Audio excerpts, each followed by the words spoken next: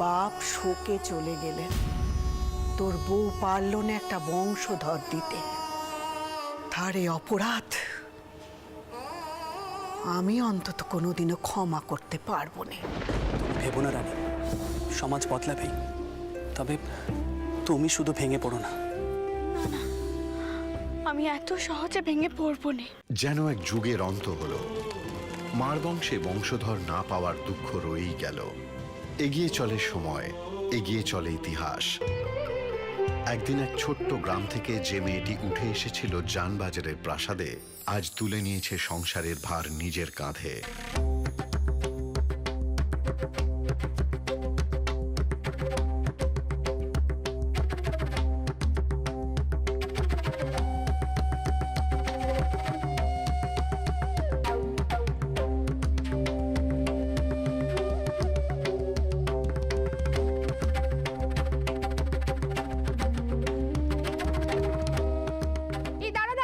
ছোটে না, আরে দাঁড়া, আরে বাবা রে বাবা, মায়ের নাকবে তো। হ্যাঁ, মাকে ছাড়ো।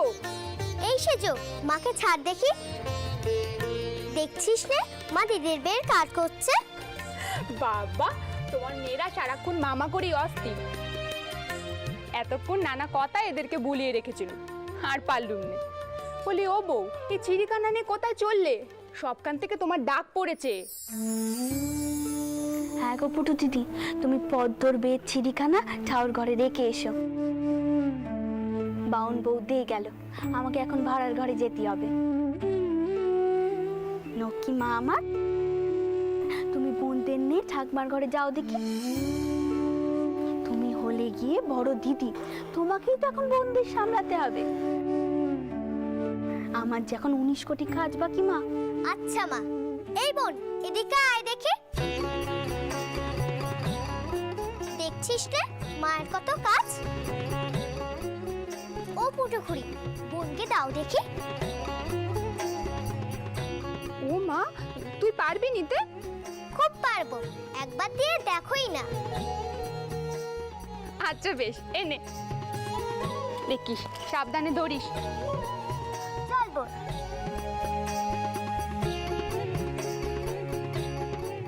ও বউ, এই চিড়ির থালাখানা আমাকে দাও তো।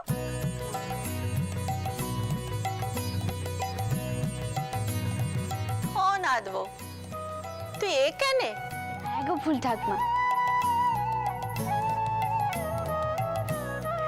তোর জন্য ভাড়ার ঘরে সবাই বসে রয়েছে। এই তো যাই।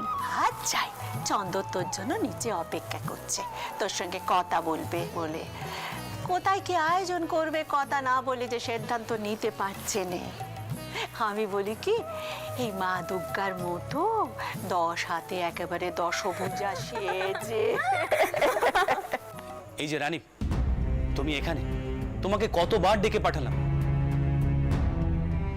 নিচে চলো, এসে বলো নহবতখানা কোথায় বসাতে চাও।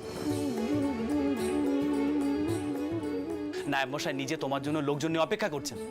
আমি আর কি কইব, আপনি যা ভালো বোঝেন। আমাকে এখন ভাড়ার ঘরে যেতে হবে। এই যে ফুল ঠাকুমা, তুমিই বলো তো, আমি যদি আমার পছন্দ মতো নহবতখানা বসাই, সেটা তো রানী মায়ের পছন্দ নাও হতে পারে। সত্যি বাবা, একেবারে স্বামী সোহাগিনী। কত কাল ধরে আমার নাতি তোর কথা শুনলো, একেবারে আঁচলে বাঁধা রইল। এমন স্বামী আর পাবি নে রে। তুমি যে কি বলো না ফুল ঠাকমা। চলুন, কোথায় যেতে হবে। এসো। চলুন।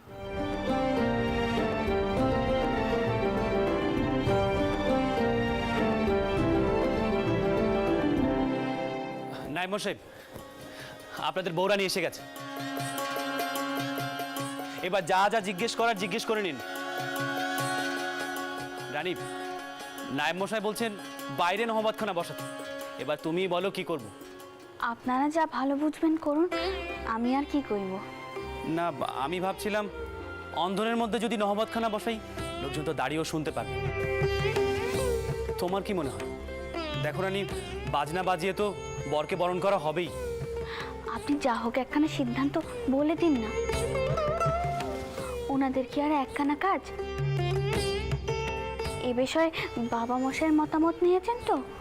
বাবা মশাই না, তাকে আর বিরক্ত করিনি।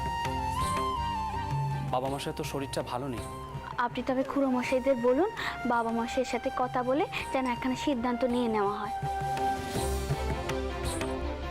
আর আপনি পাত্তর পক্ষর বাড়িতে এখনই নোক পাঠান, তারা কখন আসবেন সে বিষয়ে আজকেই কথাগুলো পাকাপাকি করা ভালো।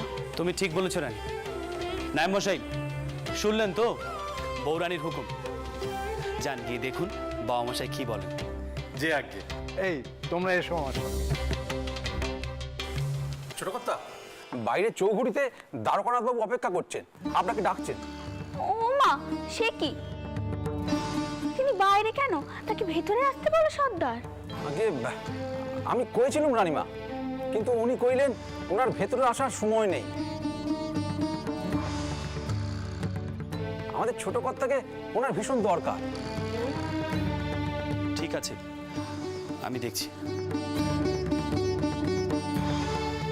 আরে ব্রাদার দ্বারকানাথ, আসুন আসুন। বাইরেই অপেক্ষা করছিল, কিন্তু মনে হলো আজ আপনি শতেক কাজে ব্যস্ত রয়েছেন, তাই ভাবলাম নিজে এসে কথা বলাটাই ভালো। আসলে বেড়াতে রামমোহন রায়ের গৃহে কোনো গভীর সমস্যা হয়েছে।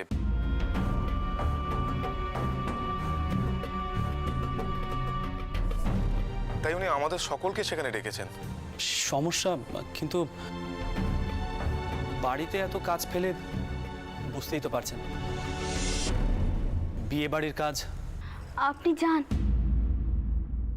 আগে দেখুন কি হয়েছে। তিনার মতো মানি মানুষ তো আর বিনা কারণে ডাকবেন না। আর এদিকে তো অভয় ঠাকুরপো রইল। অভয়? কিন্তু অভয় কি দায়িত্ব নিয়ে আমাদের পাশে দাঁড়াবে? নিশ্চয়ই নেবে। সে হলো কি পদ্মর কুড়ো। বিয়ে হলো আনন্দ উৎসব, সেখানে কেউ মুখ পার করে থাকে নাকি? আপনি সে নিয়ে ভাববেন না। আর হ্যাঁ, আপনি সরজুর বাপের ঘরে নেমন্তন্ন করেছেন তো? কিন্তু আপনি তবে আসুন, আপনার সাঙ্গাতরা অপেক্ষা করছেন।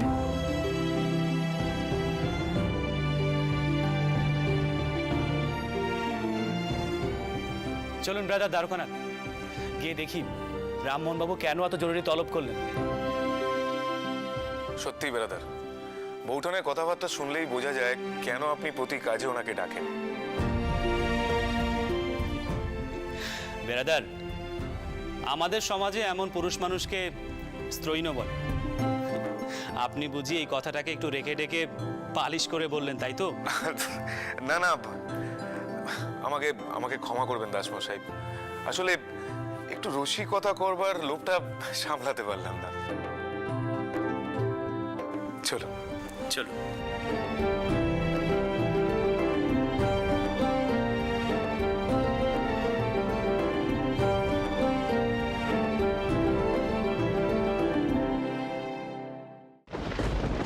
আচ্ছা, চাল চাললো বটে চন্দরের বউ।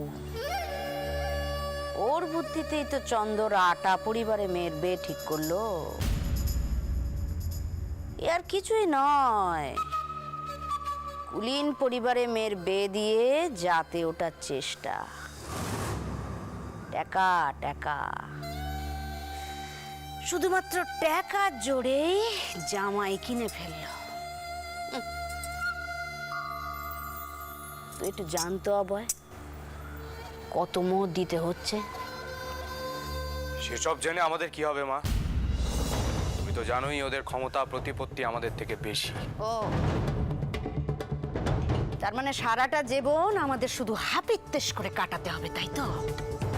কেন ছোট খুড়িমা? হাপিত্তেশ করবেন কেন? কোনো সমস্যা হয়েছে? তুমি কখন এলে বাছা? না মানে চতুর্দিকে এত কাজ পড়ে রয়েছে। সেই জন্যই তো ঠাকুরপোর কাছে এলো। বলি কি ঠাকুরপো, তোমার দাদা জরুরি কাজে রামমোহন বাবুর কাছে গেছেন। জানি না সেখানে কি বিপদ হয়েছে। আপনি আমার থেকে কি চান বৌঠান? বাড়িতে ভিড়, নহবত, দোকান বাজারের লোকজন নানা প্রশ্ন নিয়ে আসছে। সেসবের জবাব কে দেবে বলো তো? এদিকে বাবা মশাইয়েরও শরীরখানা ভালো নয়, তাকে কিছু কইতেও পারছি না। তুমি যদি এখন উদ্ধার না করো ভাই, তাহলে যে আমরা বিপদে পড়ে যাব। ও পারবে না, কিছু মনে করো না, ও পারবে না, ওর শরীরটা ভালো নেই। ও মা, সে কি? কি হলো ভাই? আমি কবরেজ মশাইকে ডাকা করাচ্ছি। দাঁড়ান বৌঠান, সেরকম কিছু হয়নি। আসল কথা কি জানেন বৌঠান? আমি যদি কিছু করতে যাই সেটা দাদার মনের মতো নাও হতে পারে। শুধু শুধু বিয়ের সময় বচসা বাঁধিয়ে কি লাভ বলুন? তার থেকে বরং দাদাকে ফিরতে দিন, সে এসে যা সিদ্ধান্ত নেবার নেবেন। তার মানে তুমি এই বিয়েতে থাকতে চাওনি, তাই তো? এ কিন্তু তোমার বাড়াবাড়ি কথা বউ। কোন দিন কোন প্রয়োজনে তোমার ঠাউরপুকে তোমার লেগেছে বলো? আজ সে যোগ দিল কি না দিল, কি এসে যায়? আপনি বরাবরই আমাকে ভুল বুঝলেন ছোট করিমা। সরজুকে বাঁচানোর জন্য তিনি যা করেছিলেন তার রাগটাও কিন্তু আমার ওপরেই এসে পড়েছিল। তা সে যাই হোক, আজ বড় আনন্দের দিন। বহুকাল বাদে একজন আমাদের বাড়িতে আসছেন। ইচ্ছে করেই আমি সেই কথাখানা কাউকে কইতে চাইনি। দেখুন আজ আপনারা কার মুখ দেখতে পান। শুধু ঠাউরপো, তুমি দূরে দূরে থেকো নে ভাই, নাহলে বিপদে পড়ে যাব।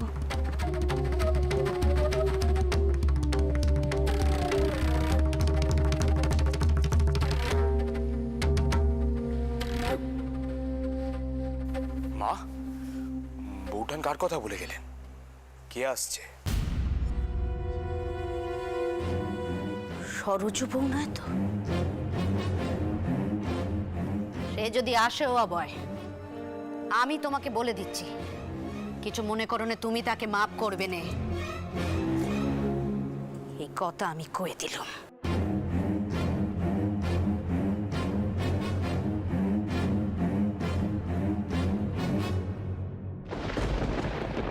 আসুন আসুন কমল কৃষ্ণ মশাই, মার বাড়িতে আপনাকে সুস্বাগতম। আপনাকে দেখে বড় ভালো লাগছে বেআই মশাই, কতদিন পর দেখা। সত্যি কথা বলতে কি বেআই মশাই, রাজচন্দ্র আর বৌমার কাছে আমি চিরকৃতজ্ঞ। তারা পাশে না থাকলে আমার কন্যার থাক থাক সেসব কথা। তাদের চেষ্টা কন্যার বিয়ে আমি কি না এসে পারি? দাদা একটু অসুস্থ আছেন, তাই আসতে পারলেন না। আপনি যেন কিছু মনে করবেন না। শরীর খারাপ হলে আর আসবেন কি করে? আর যদি সুস্থ থেকেও উনি না আসতেন তাহলেও আমি কিছু মনে করতুম না।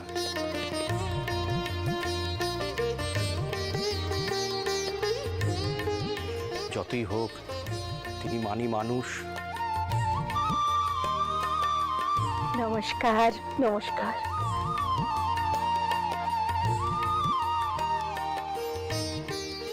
সরজুমা এসো, ভেতরে এসো, মাধবকে নিয়ে এসো।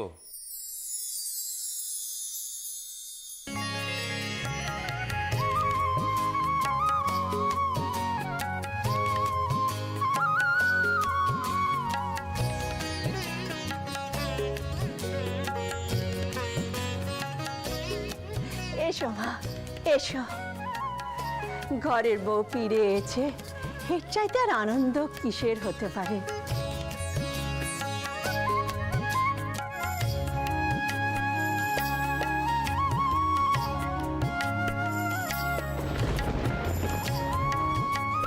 থাক মা থাক, সুখে থাকো, সুখে থাকো মা।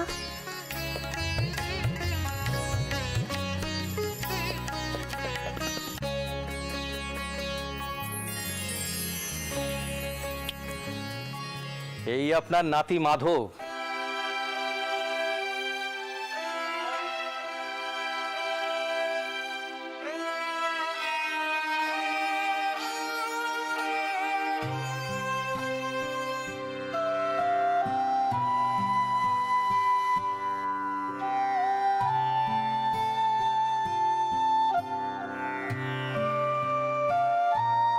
মাধব, প্রণাম করো।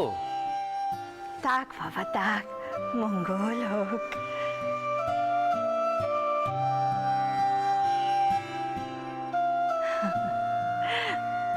মাধব,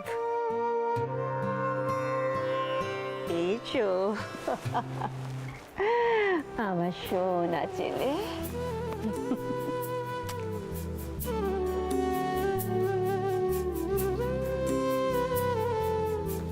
আয় বাবা।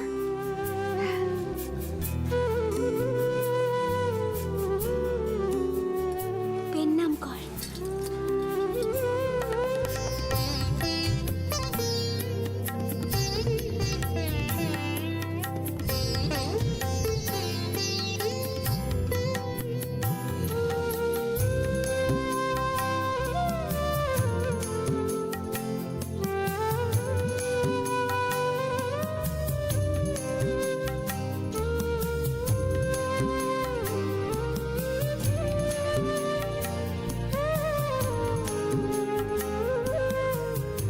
খুব ভালো থাকো মাধব।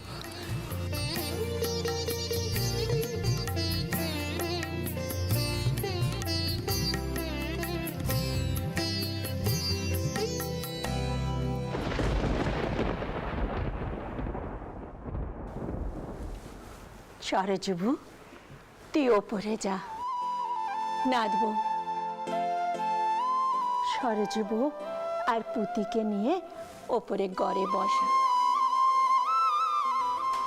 যাবো, যা।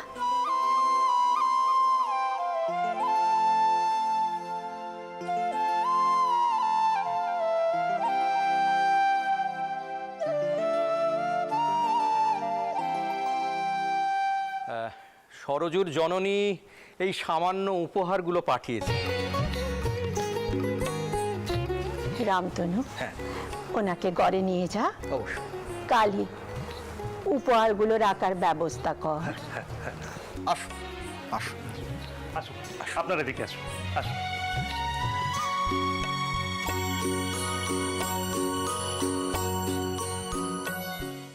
দিমাগ দিমাগ, চন্দরের বইয়ের দিমাগ আর সহ্য করা যাচ্ছে না। ইচ্ছে করে তোর বউকে ডেকে এনেছে আমাদের অপমান করার জন্য। আরে তুমি কি ভাবছো আমি কিছু বুঝতে পারছি না? ও ভালো মতো বুঝতে পারছি। এতদিন আমাদের কথায় বউ এলো না, আর বউটানের ডাকেতেই চলে এলো। ওই বউটা নিয়ে আমার বউয়ের মাথাটা খেয়েছে। মা, আমি সরজুকে ঢুকতে দেব না। তা কি আর তুই করতে পারবি রে অভয়? চন্দরের বউ এখন পরিবারের মাতা। সে যখন তোর বউকে ডেকে এনেছে, তাকে ফেরত পাঠানো যাবে না। তবে হ্যাঁ, এমন একটা কিছু করতে হবে যাতে ওই বউ দুদণ্ড নাই বাড়িতে টিকতে পারে।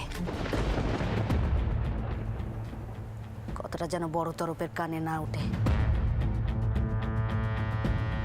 এমনভাবে কাজটা করব যাতে সাপও মরবে, আবার লাঠিও ভাঙবে না। সরজু,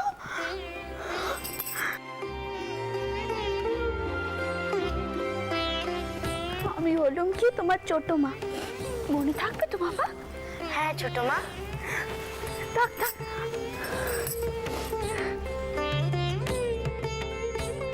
আইদিকে আমার সাথে, আমি তোকে পদ্মর কাছে নিয়ে যাব, তারপর ঠাকুরপোর কাছে। হঠাৎ করে সে জেনেছে কিনা তুই একদিন বাদে বাড়িতে ফিরছিস। মনে অনেক অভিমান জমিয়ে রেখে দিয়েছে। হাই, দেখবি পদ্ম কেমন বেশ যোগ্য হয়ে উঠেছে। দিদি, কোন ঘরে বিয়ে দিচ্ছ গো? তোমার আর বড়দাউরের মেয়ে কম আদরে তো মানুষ হয়নি। সৌর ঘরে যোগ্যমান পাবে তো? আমিও তো বাপের ঘরে খুব আদরে মানুষ হয়েছিল, কিন্তু পেতম তোমার টাউর বোর কথায় খুব কষ্ট পেতুম, তাই কয়েছি। আমি তো 7 দিন মতো জামাই খুঁজেছি, এরপর ভদ্র কপাল